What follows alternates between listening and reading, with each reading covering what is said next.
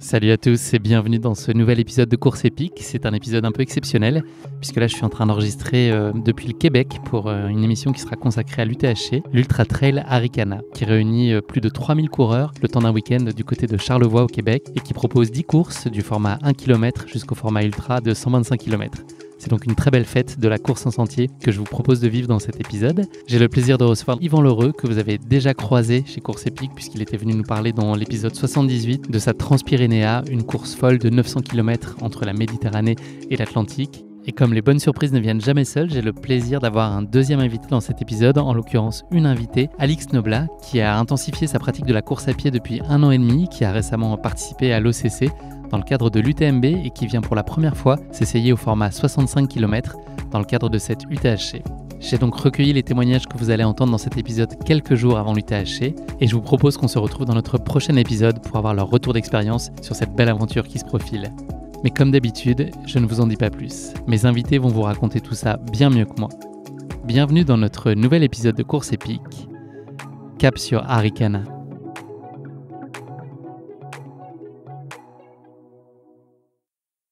Bon, voilà Guillaume, on devrait être correct.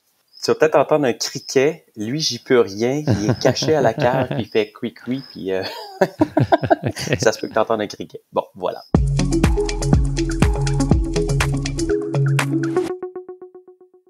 Salut Yvan, comment vas-tu ? Ça va très bien Guillaume, merci. Et toi? Ça va bien, écoute, c'est bientôt le week-end. Voilà, je suis de retour de l'UTMB qui a été une semaine très éprouvante, mais surtout très belle et très intense. Donc, je suis un homme heureux. Ouais, incroyable fin de semaine. J'ai suivi de loin, là, ça a été épique, je dirais. Ouais, ça a été un duel, notamment sur l'UTMB. Toutes les courses ont été très belles et il y a vraiment eu beaucoup de spectacles et beaucoup d'émotions. Entre les premiers et les derniers, il y a vraiment eu des choses assez folles. Et c'est vrai que l'épilogue avec l'UTMB a été exceptionnel, avec le groupe de tête qui a été quand même à 5 pendant un petit moment. Et puis ce duel final entre Kylian et Mathieu a été vraiment haletant. Donc c'était une super semaine. J'ai pris beaucoup de plaisir. Yvan, je suis très heureux qu'on se recroise aujourd'hui. Je voulais savoir comment tu allais. On a eu l'occasion d'échanger dans l'épisode 78 de Course épique où tu partageais avec nous ta Transpyrénéa. On peut dire que ton agenda a été très chargé de ce que j'ai pu voir depuis. Je pense aux courses que tu as pu faire récemment, mais aussi au projet que tu organises qui s'appelle le défi Everest et qui va se tenir dans quelques jours désormais. Donc l'occasion pour moi de te remercier de prendre quelques minutes pour échanger là dans Course épique. Mais est-ce que tu peux nous raconter un peu tes dernières courses et puis ce qui se profile là du 16 au 18 septembre? Oui, écoute, le 16 du 18 septembre, c'est vraiment l'achèvement d'une année de travail pour toute l'équipe du défi Everest. C'est le 10e anniversaire, on est post-pandémie, c'est une édition qui a été quand même difficile à organiser. La reprise a été plus compliquée qu'on pensait, mais on annonce une édition extrêmement festive et participative. Écoute, seulement le vendredi, on a toutes les écoles de la MRC au niveau du primaire qui viennent faire un tour, donc on va avoir 1600 jeunes qui vont venir participer à une activité de défi Everest pour ouvrir la fin de semaine. Marlène Côté, qui est directrice des événements Arikana, va être conférencière pour un petit peu motiver les jeunes, leur donner le tempo. Et puis ensuite, les jeunes vont se lancer dans la côte et on parle d'un événement qui, au cours de la fin de semaine, dans tous les modules, va avoir plus de 2200, 2300 personnes. Donc, dans les modules par équipe, les jeunes, les modules de dépassement où les gens vont faire 48 heures dans la côte au Macadam Ultra, essayer de faire 1 ou 2 Everest en dénivelé. Donc, c'est vraiment une fin de semaine exceptionnelle qui s'annonce là, pour le défi Everest là, du 16 au 18 septembre. Est-ce que tu peux nous en donner le principe dans les grandes lignes? En gros, l'idée, c'est de parcourir collectivement l'équivalent de la hauteur du mont Everest. Oui, ben c'est ça. Normalement, c'est le défi se fait en équipe selon la condition physique des gens, de 5 à 20 personnes. Et les gens se répartissent les montées pour faire les 8848 mètres de dénivelé pour atteindre la hauteur de l'Everest. Et c'est un événement qui est caritatif. On a redonné à 400 organismes jeunesse au Québec plus de 1,5 million dans les premières éditions. On est à la 10e. Donc, c'est vraiment une réussite et une fierté collective au Québec que cet événement-là qui fait partager les gens au niveau de leur communauté dans le don, mais aussi maintenir une bonne condition physique à chaque jour de l'année par la marche en dénivelé urbain. Donc, c'est vraiment facile, accessible. Puis, on vise l'année prochaine peut-être un retour là, vers une expansion un petit peu partout au Québec qu'on avait avant la pandémie, où est-ce qu'on avait 6 villes qui participaient au Québec. Yvan, pour les auditeurs qui n'auraient pas entendu ton épisode dans lequel tu racontais ton aventure sur la Transpyrénéa et tu pourras en profiter pour te présenter, est-ce que tu pourrais nous dire en quelques mots qui tu es, ce que tu fais dans la vie, puis quelles ont été les courses les plus emblématiques aujourd'hui, enfin jusqu'à maintenant en tout cas dans ton parcours sportif, il y en a un certain nombre. Est-ce que tu peux nous citer peut-être les courses qui ont aussi une saveur un peu particulière dans ton cœur? Ouais, ben écoute, moi, je plais à dire que je suis pharmacien, chercheur de formation, acupuncteur, praticien de médecine chinoise de déformation. Je suis allé étudier en Chine durant plusieurs années pour apprendre les techniques de la médecine chinoise que j'applique beaucoup aujourd'hui au niveau des blessures, travail des sportifs, application vraiment spécifique au niveau de sport de pointe, là, comme le patin, la course, ces choses-là. Donc, c'est vraiment ce qui me fait vibrer dans la vie. Et accessoirement, j'aime participer dans des activités de bénévolat et je cours seulement depuis 8 ans. La course, ça a été une révélation pour moi dans la vie. Ça a été un moyen au début de me maintenir en forme, de faire du cardio, comme je pratique les arts martiaux depuis 40 ans. Et j'ai commencé par une petite promenade de santé qui s'appelle le Bromont Ultra. À 3 mois d'avis, j'ai décidé que j'allais courir et que j'allais courir un 160 km. Ça a terminé dans des conditions, on va dire, dantesques. Ça s'est pas super bien fini, mais j'ai fini. Et à partir de ce moment-là, j'ai eu la piqûre. Et je pense, j'aime à penser que je représente vraiment monsieur, madame, tout le monde dans la course. Donc, je finis toujours à peu près en mid-pack. Je suis jamais dans les premiers. Je suis un papa, un amoureux. Donc, je suis pas la personne qui a le plus de temps au monde avec la pratique médicale pour m'entraîner. Mais j'aime repousser les limites. J'aime le long de très long. Donc, des courses comme l'Euphoria, 233 km qui avait 20 000 mètres de dénivelé positif en terrain d'aventure en 4 jours jusqu'à la Transpyrénée, 900 km, le Tour des Géants, la Spine Race en Angleterre. Donc, des courses qui ont un rythme lent, où est-ce que courir, marcher devient une méditation en mouvement et où est-ce que tu dois gérer vraiment beaucoup de choses, dont ton matériel, ton orientation. C'est vraiment ce que je préfère.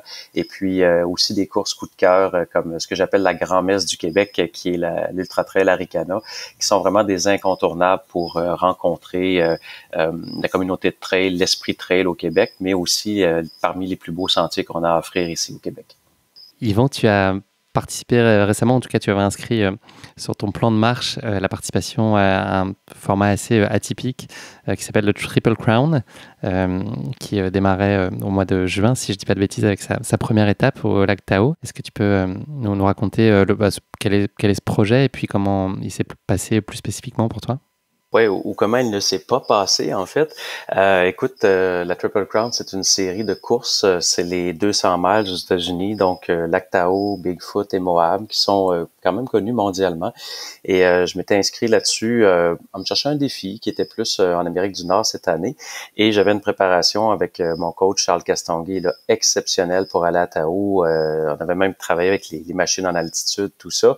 Et j'étais fin prêt quand je suis arrivé. Et finalement, ça s'est pas déroulé comme on voulait. J'ai eu un abandon à 140 km, aucun bobo, aucune ampoule, mais incapacité à respirer. Et ça a malheureusement été le cas de 48% des coureurs. Donc, l'altitude, la poussière volcanique, des conditions très froides, très sèches, ça me dérangeait pas. Mais surtout le pollen des grands pins. Donc, c'est la première année que l'édition se tenait au mois de juin au lieu du mois de septembre. Et il y a eu des difficultés respiratoires, des allergies, là, comme il n'y avait jamais vu, un taux d'abandon record. Et malheureusement, j'ai été contraint à l'abandon. Je n'étais plus capable de respirer ni de m'alimenter. C'est une première pour moi, mais écoute, c'est toujours un gros revers que tu dois travailler fort pour trouver un petit côté lumineux à ça quand tu t'inscris sur des courses qui sont un format dans lequel tu es habitué, des distances qui pour toi sont confortables. Donc, ça m'a beaucoup questionné à savoir qu'est-ce que j'allais faire pour la suite. Et je me suis dit qu'habituellement, quand je me présentais et que je m'inscrivais à quelque chose, j'y allais. Donc, j'ai pris mes 6 semaines de repos, seulement 75 km de marche et de course au compteur en 6 semaines, qui est pas beaucoup. Et je me suis présenté sur la ligne de Bigfoot, qui est la plus difficile des 3 courses. Il y a exactement de cela 2 semaines, donc 3 semaines avant Arikana. Et écoute, j'ai parcouru les 345 km sans aucun bobo, aucun problème. Terminé 62e sur 210 participants dans des conditions de chaleur et de sécheresse assez exceptionnelles.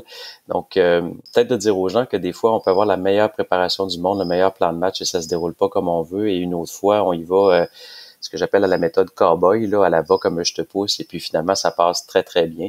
Donc, c'est un petit peu le plan de match. Là, il me reste Moab en octobre, là, que normalement, je vais être sur la ligne de départ, et entre les deux, il y a Arikana que je veux vivre avec un grand ami qui s'appelle Franck L'Aigle, avec lequel j'ai fait le Marathon des Sables.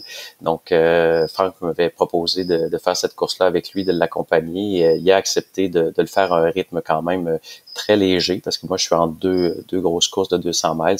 Donc, c'est vraiment une histoire d'amitié, une histoire de partage, d'aller refaire Arikana avec un grand ami, de vivre ce parcours-là qui est exceptionnel, et puis de rencontrer la communauté trail cette année, ça va être fantastique. Alors, on en a parlé juste avant, le petit bruit que nos auditeurs entendent, c'est un criquet, hein, c'est ça? Un petit criquet qui se terre dans ta maison. Ouais, c'est en plein ça. Je suis chez ma copine et il y a une armée de criquets qui fait des petits bruits à l'arrière, donc faut pas s'en faire avec ça. On peut limiter bien des choses dans la vie, mais on n'arrête pas le criquet. On est très content qu'il participe à l'épisode avec nous. Yvan, tu viens de le dire, tu vas participer cette année à nouveau à l'Ultra Trail Arikana. C'est une course à laquelle tu avais déjà pris part en 2018 sur le format 125 km. Tu avais mis 23h30 à l'époque pour boucler la course. Qu'est-ce que tu aimes particulièrement de cette Arikana et qu'est-ce qui te mène à nouveau à elle cette année? Ben, je pense qu'Arikana, c'est, comme je te disais tantôt, c'est la grande messe québécoise, mais c'est surtout le parcours par excellence au Québec pour rencontrer les forêts du nord du Québec. Donc, des parcours qui sont, pour moi, taillés sur mesure. Donc, pas nécessairement toujours très roulants, mais très, très, très techniques. Beaucoup de racines, beaucoup de roches. Si les conditions météo sont humides, ça peut être très, très, très boueux. Donc, c'est un parcours qui, même s'il ne fait pas le 100 miles classique, qui est 125 km, qui est très technique, très complexe, et où est-ce qu'on a la chance de rencontrer vraiment la plupart de la communauté de trail qui est là. Et moi, quand je l'avais fait en 2018 à l'invitation de mon amie Marlène, qui est directrice, les gens sourient toujours quand je compte ça, mais j'avais fait 27 kilomètres dans l'été. Et Marlène m'avait invité 10 jours avant l'activité. Et j'ai dit, pourquoi pas, tu sais, j'ai aucun entraînement, allons-y.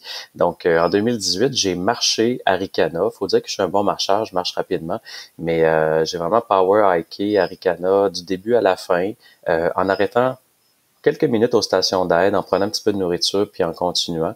Donc, c'est un parcours qui, si on se donne la chance de ralentir son rythme, d'apprécier le paysage, la forêt, la nature, c'est un parcours qui est accessible à tout le monde si on décide d'y aller un petit peu plus lentement. Puis la preuve, c'est que je l'ai marché de 0 à 125 km en 2018, puis j'ai réussi à le réaliser. Donc, je pense que c'est important de concevoir pour les gens que parfois on a des objectifs de vitesse, de temps ou de position. Moi, je suis totalement compétitif dans mon approche de la course, tu le sais, mais c'est un parcours qui est quand même très, très, très accessible et très beau, Arikana. Moi, c'est ce qui me fait y retourner cette année, en plus de participer avec mon grand ami Franck. Alors, je t'ai un peu pris de court tout à l'heure au début de nos échanges, avant que je lance l'enregistrement. Je te proposais de suivre ton aventure sur cette Ultra Trail Arikana. Tu m'as répondu favorablement, donc je m'en réjouis. Mais voilà, l'idée, c'est qu'on vive au plus près avec toi cette aventure au fil de la course et puis de faire un bilan à l'arrivée, j'espère, dans les temps et puis surtout heureux et en bonne forme. Que tu me racontes un peu comment tu as vécu cette course. Est-ce que tu es toujours partant? Ben oui, je suis toujours partant, mais ce qu'il y a de très, très drôle, c'est sûr qu'il y a le site Internet, mais je me suis inscrit il y a seulement, je pense, 10 jours, complètement incognito. Je pensais pas. Moi, j'allais pour faire la course avec Franck, tout simplement, puis rencontrer les gens, puis profiter. Et voilà. J'ai des taupes dans On l'organisation. ne passe pas incognito sur Arikana. Eh non, quand on s'appelle Yvan L'Heureux, on peut pas passer incognito, c'est pas possible.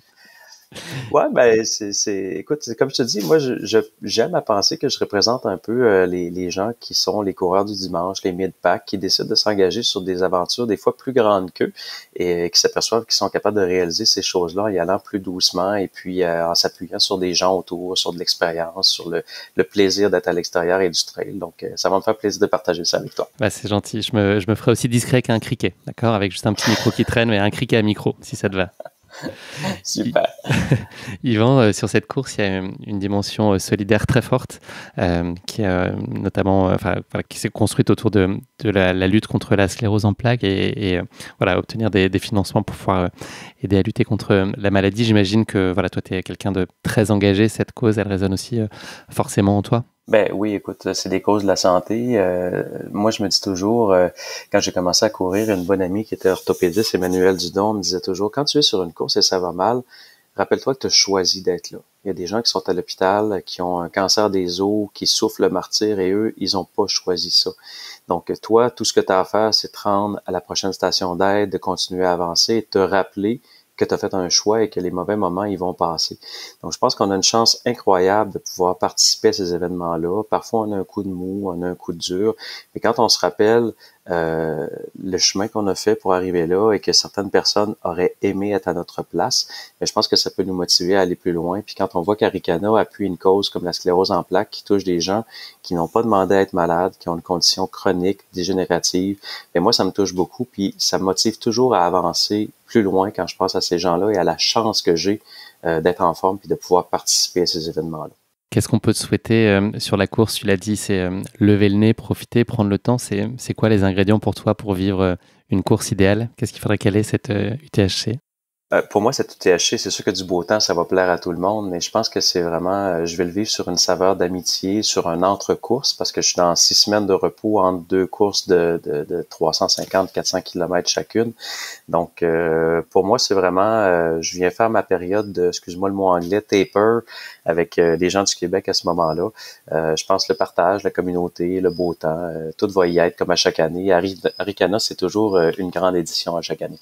Tu auras, Yvan, tu ne le sais pas et je te l'apprends là, comme partenaire d'épisode, puisque l'idée c'est que je suive 2 personnes. En l'occurrence, ta compagnon serait Alix, qui est la compagne de Mathieu Blanchard, qui est lui-même président d'honneur de la 11e édition de cette UTHC. Est-ce que tu avais déjà eu l'occasion de rencontrer Alix? Vous étiez à quelques tentes d'écart, notamment pendant le Marathon des Sables. Est-ce que vous avez eu l'occasion de vous rencontrer déjà?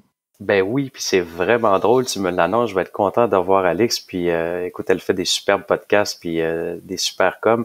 On avait joué à Saute-Mouton, en fait, sur le Marathon des Sables, on avait quand même passé pas mal de temps à jaser, et puis moi, j'étais arrivé en arrière d'elle sur le Marathon des Sables, puis j'avais vu qu'elle avait une petite dichotomie au niveau de son pas de course, puis c'est en jasant avec elle que je m'étais aperçu que, t'es Alix, t'es Yvan, t'es la copine de Mathieu, fait qu'on s'était mis à jaser sur le Marathon des Sables, fait que ça va être super agréable de la revoir, puis de peut-être partager un bout de chemin avec elle.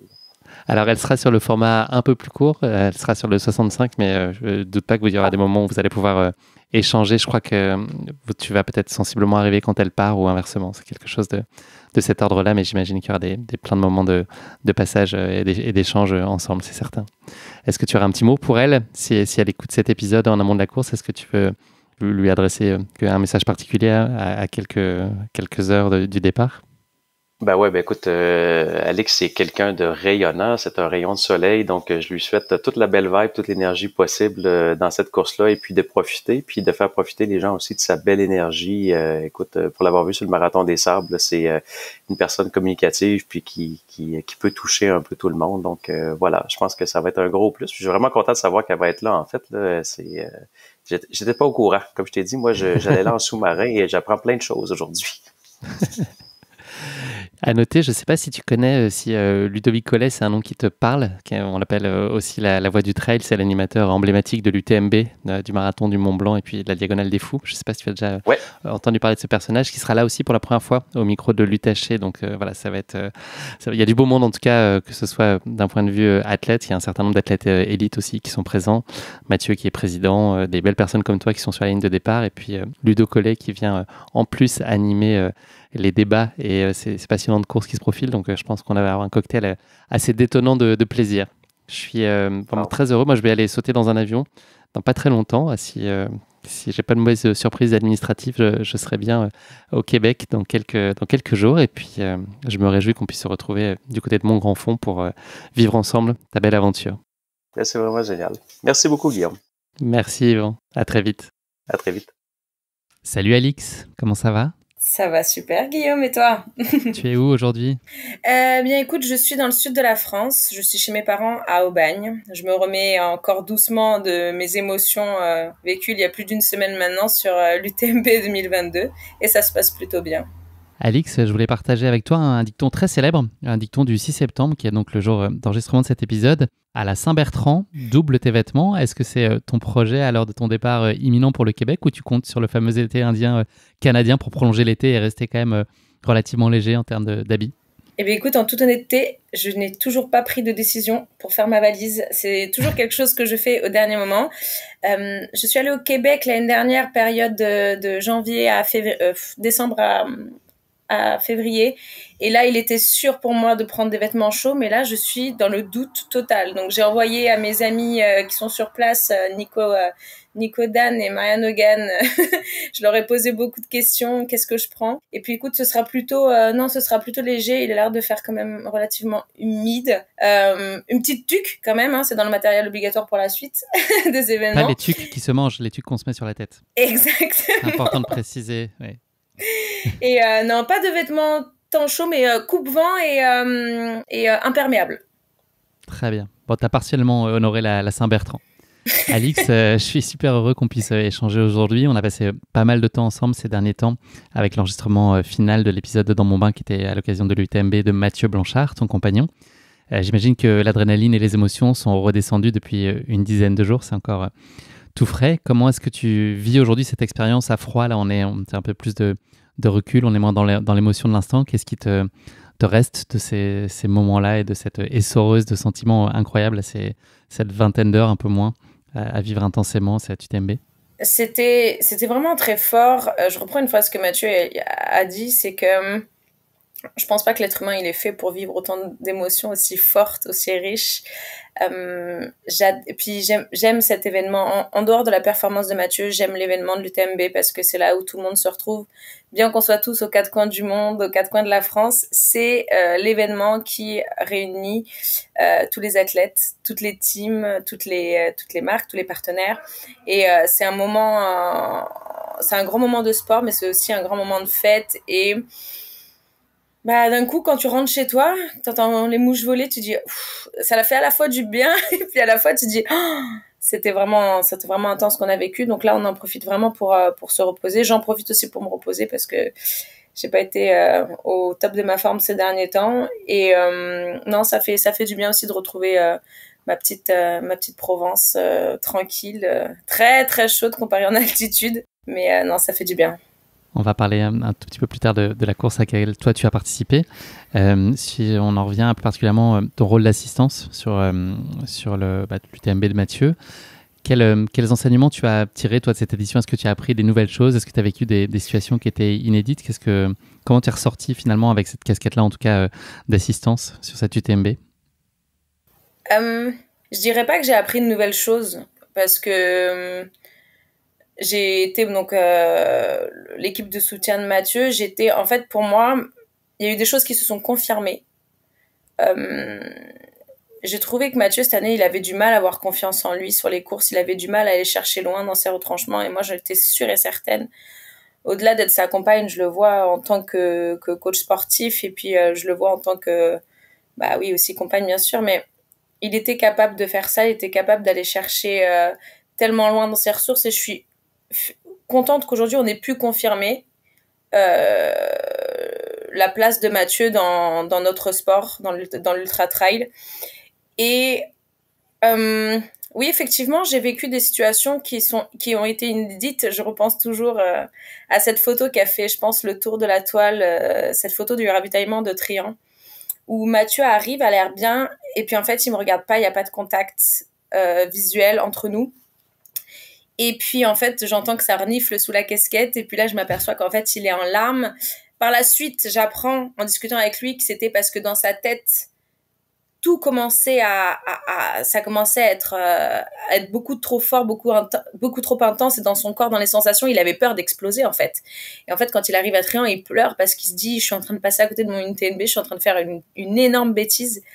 Et puis là, en fait, j'ai remarqué aussi que les mots, ils peuvent avoir un impact, mais genre phénoménal, quoi. Je lui ai dit 2 mots, j'ai eu un contact, là, et c'est ça qui a fait qu'on s'est à 2 transcendés et que j'ai fait en sorte qu'il se requinque et puis qu'il aille chercher encore plus loin.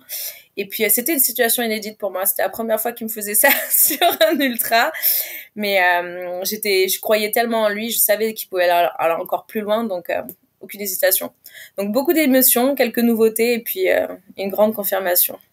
C'est toujours très difficile, mais si avec une image qui te restait en tête de cette UTMB, est-ce que c'est l'arrivée ou est-ce que ça peut être justement ce moment à Trien au ravitaillement? Enfin, quel a été pour toi le moment le plus riche en émotions? C'est forcément quand il arrive en moins de 20 heures?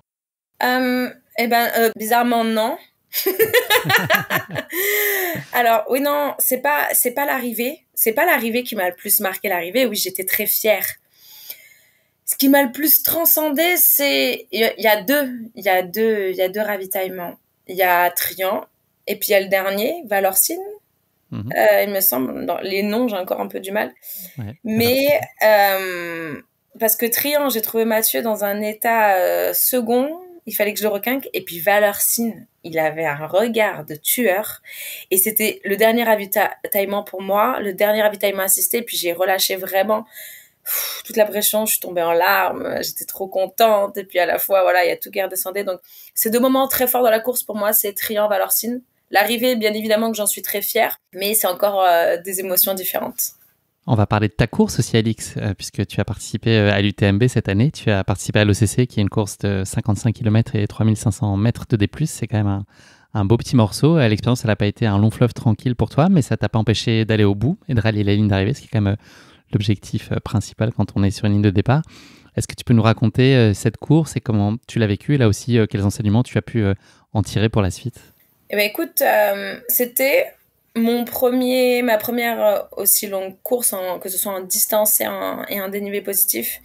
Mathieu m'avait prévenu que ça allait être une course compliquée, et puis je n'en doutais pas, hein, clairement, quand j'ai vu le profil. Maintenant, je suis encore quelqu'un qui ne sait pas se gérer, qui se laisse un petit peu avoir par ses émotions, par le challenge, par l'engouement. Je fais pas encore partie de ces gens au passage qui partent vite, tu sais, au départ, qui se laissent partir beaucoup trop vite, et puis qu'au bout de 10 bornes, je croise Mathieu qui me dit waouh, il me dit, t'as réussi à manger solide, tu transpires beaucoup, etc. Et je dis non, ça passe plus, je suis à fond. Et effectivement, par la suite, j'ai eu un petit coup de mou 15e kilomètre, mais je continuais tranquillement ma course. Je me suis dit, c'est pas grave, il reste encore 40 bornes, donc on s'accroche tranquille.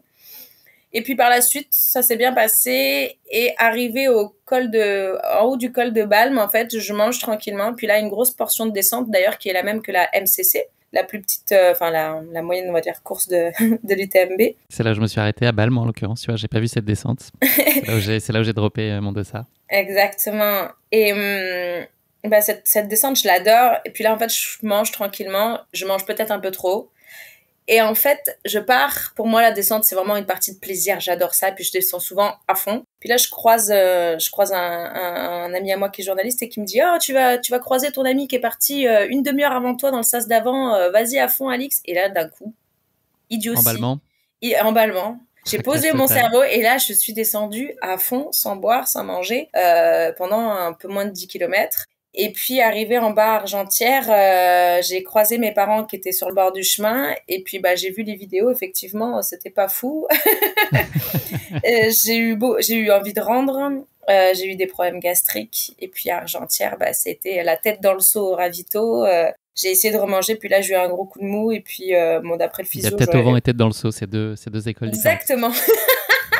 Exactement. Et donc, à tête dans le seau, ça s'est pas très bien passé. Puis, en fait, j'ai fait ce qu'on appelle communément une ischémie, c'est-à-dire que mes organes, ils étaient mal irrigués, quoi. Parce que je suis descendue tellement fort, et puis, il y a plus rien qui passait après ça, quoi. Ni l'eau, donc ni liquide, ni solide. Et puis, inconsciemment, donc... j'ai des photos de ma tête avant-après, ça fait vraiment très peur. J'étais ultra déshydratée. Très creusée, moi j'ai vu la photo en question. T'as perdu 4 kilos, c'est ça, tu disais, d'eau? Ouais.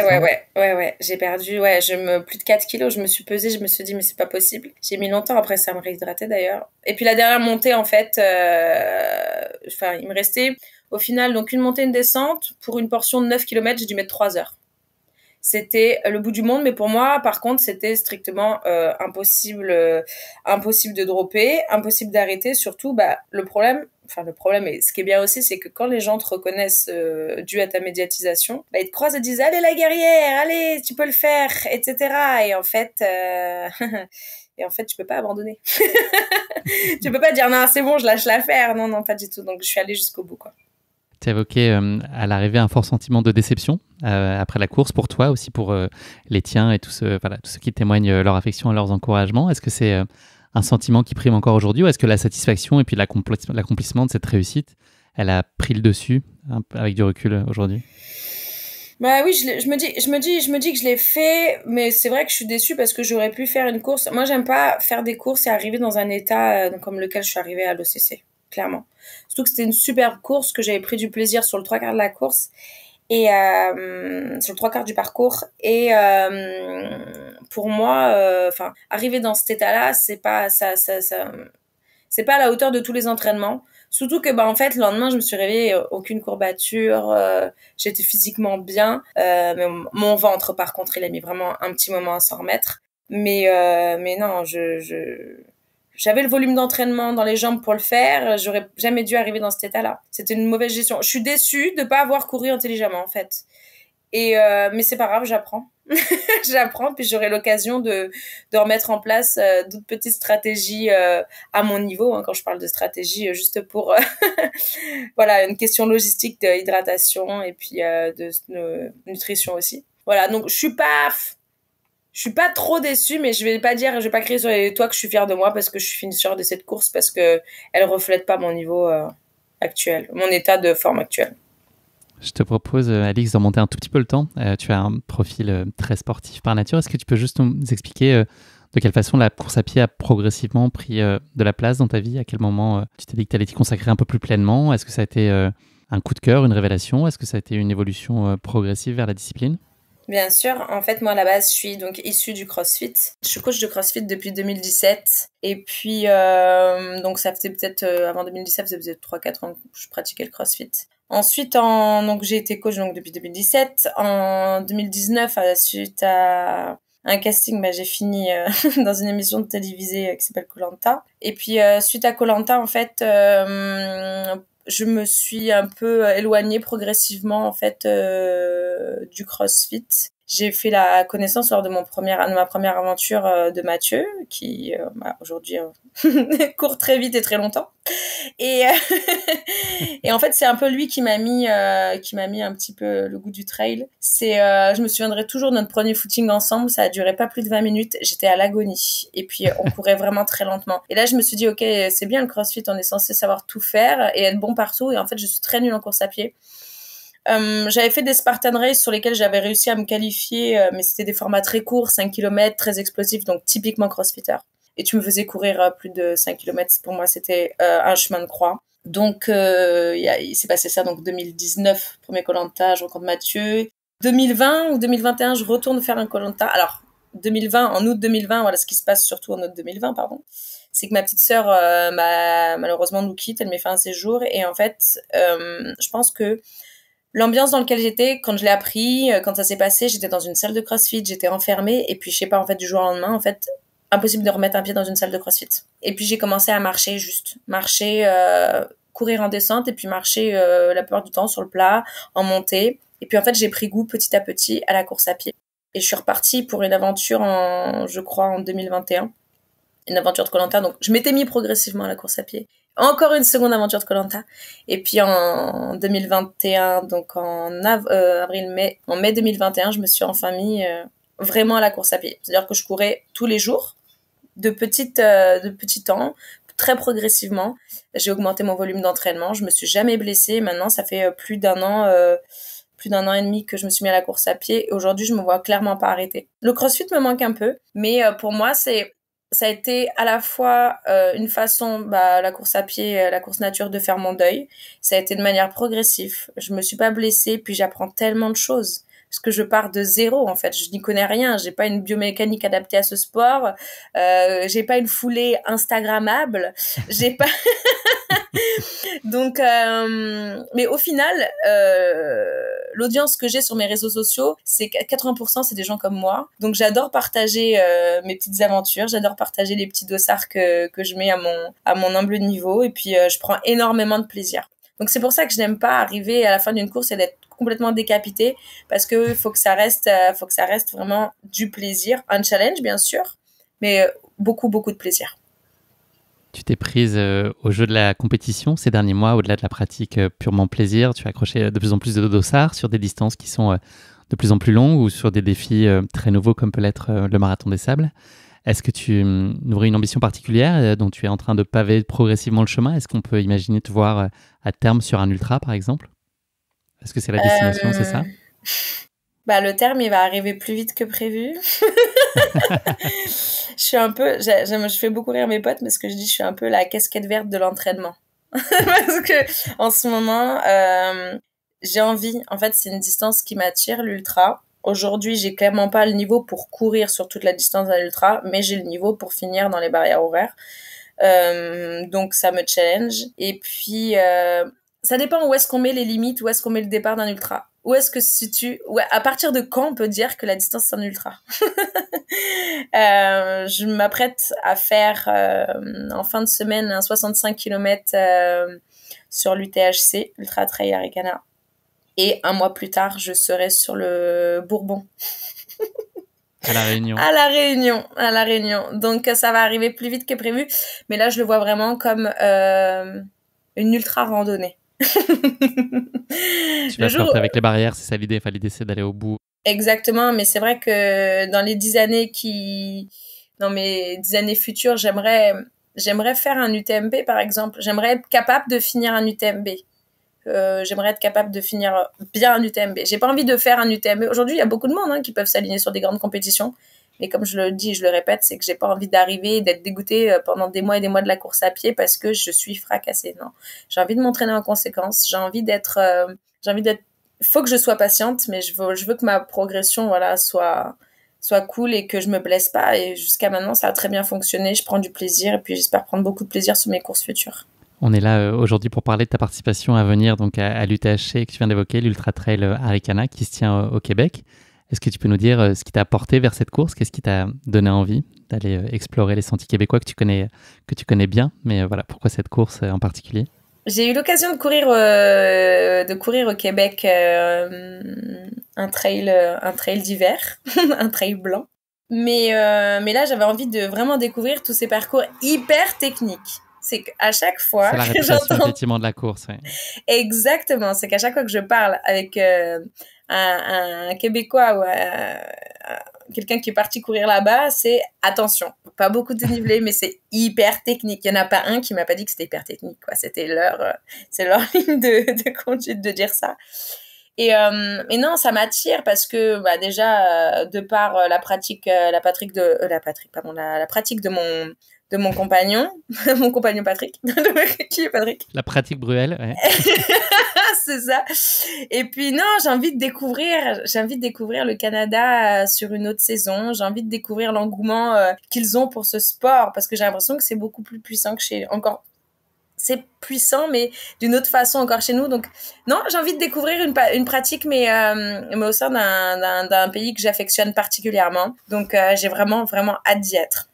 J'ai entendu que c'était un franc succès. D'ailleurs, il y a plus de 3000 inscrits sur les différentes courses, parce qu'il y en a un certain nombre. Toi, tu es donc sur le format 65. Tu nous en as parlé. Le départ, il est donné samedi 10 septembre au petit matin. Oui. Si ça te va, j'aimerais bien pouvoir te suivre sur cette course. Là, on en parle un peu avant. L'idée, c'est d'avoir des petits points de passage au fil de celle-ci. Là, je pense qu'il y a des difficultés d'accessibilité. Tu l'expliquais, le parcours est technique. Mais voilà, de pouvoir en tout cas enregistrer et puis vivre à tes côtés la course. Est-ce que tu es toujours partante? On en a parlé brièvement à la fin de l'UTMB, mais ça te dit que Course Épique te suive de près? J'accepte sans hésitation la proposition, l'invitation. Pour moi, c'est vraiment un plaisir de partager, d'autant plus avec toi parce que j'aime beaucoup ton travail. Mais j'aime beaucoup ce que tu fais parce que tu fais vraiment avec passion et toujours beaucoup d'émotion aussi. Et puis le fait de pouvoir suivre un random, je trouve que c'est bien. Les gens peuvent s'identifier aussi. Suivre des athlètes, c'est très très bien, mais aujourd'hui, on est peut-être 90% de random et 10% d'athlètes. Donc, ce serait un plaisir de partager avec tout le monde mon aventure. Ça va être un grand plaisir. Alix, il y a une dimension aussi solidaire et un engagement fort de la course pour la lutte contre la sclérose en plaques. J'imagine que c'est aussi une belle motivation pour toi et que c'est le type de sujet qui forcément te touche. C'est vrai que c'est un sujet qui me touche. Alors, la sclérose en plaques me touche pas personnellement, mais si on a l'occasion, avec notre statut de personnes qui ont été médiatisées, on a de la voix pour ceux qui n'en ont pas. Il faut voir aussi les réseaux sociaux comme ça. Il y a beaucoup de points à revoir sur les réseaux sociaux, beaucoup de points négatifs ou encore beaucoup de haters, etc. Mais Moi, j'aime dire et j'aime utiliser mes réseaux sociaux pour parler pour ceux qui n'ont pas assez de coffres, quoi. Donc, ce sera une occasion encore de faire la promotion pour un événement qui a du cœur et c'est assez important pour moi, oui. En plus, cette édition, elle va être particulière parce que le cofondateur de l'événement, Sébastien Boivin, qui était lui-même atteint de sclérose en plaques, s'est éteint malheureusement là, le 19 août dernier. Donc, je pense qu'il y aura encore plus d'émotions sur la ligne de départ. Voilà, je pense qu'il y aura un hommage vibrant qui lui sera rendu. Et il y a les objectifs donc, de lever 125 000 $ sur cette année. Donc, c'est quand même des financements importants. Donc, voilà, si ça peut contribuer, faisons-le savoir et parlons de l'UTHC. Alix, pour en revenir à toi, là aujourd'hui, tu te sens dans quelle disposition physique et mentale? Tu es sorti grandi, je pense, quand même, de cette OCC et des apprentissages dont tu as parlé, avec une envie folle de bien faire. Est-ce que physiquement, tu es au diapason et les dispositions mentales sont les meilleures possibles? Je crois que je peux pas avoir les feux plus au vert, quoi. Je me suis beaucoup reposée. J'ai fait quelques footings, beaucoup de vélo, mais j'ai vraiment envie de courir. En fait, j'ai créé le manque suite à mon OCC. J'avais envie de m'y remettre, hein, bien évidemment, parce que j'étais pas tant maganée que ça, j'avais pas trop de courbatures. Mais il fallait que je crée quand même le manque pour me remettre et puis que je fasse aussi un état des lieux. Comment ça va, comment vont mes jambes, comment le système nerveux surtout, parce que c'est surtout ça, comment va mon estomac aussi, etc. Tout est ok et j'ai qu'une envie, c'est de courir et de me faire plaisir. Et puis, je sais pas pourquoi cette course, j'aime pas dire ça avant normalement, mais bon. Là, je le sens vraiment bien. Non, je le sens vraiment bien. Je me sens bien et j'ai envie de partager. J'ai envie de rencontrer les gens. J'ai envie d'y aller. Là, j'en peux plus. J'ai envie de partir. J-1. Voilà, j'ai envie d'être sur la ligne de départ et puis, mais il faut pas que je parte trop vite. On s'emballe pas sur les 10 premiers kilomètres. Je pense que le terrain technique va peut-être te le rappeler par la force des choses. Exactement. Et puis, non, tu sais quoi, le fait de savoir que je suis suivie aussi, ça va me permettre de me modérer. Parce que si j'arrive sur les points de ravitaillement et que je suis pas capable de t'échanger 3 mots, ce serait stupide de ma part. Donc non, je la vois vraiment bien, cette course. J'en ai que des good vibes pour l'instant. J'en suis convaincu aussi. Ce serait quoi la course rêvée pour toi? C'est quoi les ingrédients qu'il faudrait pour que ce soit un super souvenir pour toi? C'est les rencontres, c'est les paysages s'en mettre plein les yeux, c'est physiquement quand même J'aimerais bien voir des pousser. ours. Ah ouais? En photo ou sur ton parcours? Non, parce que j'ai regardé dans le matériel obligatoire, il y a marqué le matériel conseillé, une cloche à ours. Est-ce que tu te vois courir 65 km avec une cloche dans la poche? Je ne sais pas, mais donc apparemment on pourrait croiser de joyeux compagnons. Mais non, ouais, j'ai hâte de découvrir le Québec sur cette saison. J'ai hâte de revoir des amis que j'ai pas vus, des rencontres que j'ai pas vues depuis de nombreux mois, et aussi de rencontrer les gens que j'ai connus grâce aux réseaux sociaux. Il y a beaucoup de personnes qui sont issues de la course à pied que je n'ai jamais encore rencontrées en vrai, mais que par tel ou un tel, on se connaît, on s'échange 2-3 mots, et j'ai hâte. Ça va être une grande fête encore. Alix, tu vas avoir un petit partenaire d'épisode en la personne de Yvan Lheureux. Vous avez déjà eu l'occasion de vous rencontrer à l'occasion du Marathon des Sables. Yvan, lui, sera sur le 125 km. Est-ce que tu es content d'être en colloque avec lui chez Course Épique sur cet épisode UTHC? Mais bien évidemment, j'aime les personnes qui se challenge, j'aime les personnes qui aiment partager leurs aventures, donc c'est un grand plaisir. Il a eu des mots très tendres, en tout cas, à ton endroit quand je l'ai eu, puisque j'ai eu les mêmes échanges préalablement avec lui. Est-ce que tu as un petit mot, un petit encouragement à lui donner avant sa course et ses 125 km qui l'attendent? On se retrouve à l'arrivée, bien évidemment, pour trinquer ensemble. Non, mais je lui souhaite. En théorie, vous allez peut-être vous croiser. Lui va peut-être arriver au moment où tu pars. Quelque chose comme ça. J'osais pas le dire, mais il me semble qu'on se croise et j'espère. Si tout le monde va bien, j'espère qu'on se croisera dans de bonnes vibes. Et puis non, je lui souhaite de prendre beaucoup de fun et puis évidemment qu'on se verra à l'arrivée. Merci beaucoup Alix. Je te donne rendez-vous dans quelques heures de l'autre côté de l'Atlantique pour vivre la suite de tes aventures au Québec, du côté du parc des Hautes-Gorges, point de départ de ta course, et j'espère ensuite à Mont-Grand-Fond qui en marquera l'arrivée. Merci beaucoup pour ta disponibilité, c'est vraiment toujours un grand plaisir d'échanger avec toi, et puis rendez-vous dans quelques heures. On se voit très vite, merci beaucoup Guillaume. Salut Alix.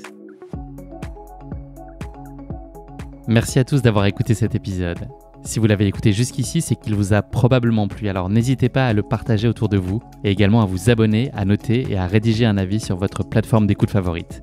C'est essentiel pour que Course Épique soit mise en avant et puisse ainsi continuer à se développer. Cela ne vous prendra que quelques secondes et ça change beaucoup de choses pour le podcast. Merci encore infiniment pour votre soutien et pour votre fidélité et je vous dis à très bientôt pour une nouvelle Course Épique, évidemment.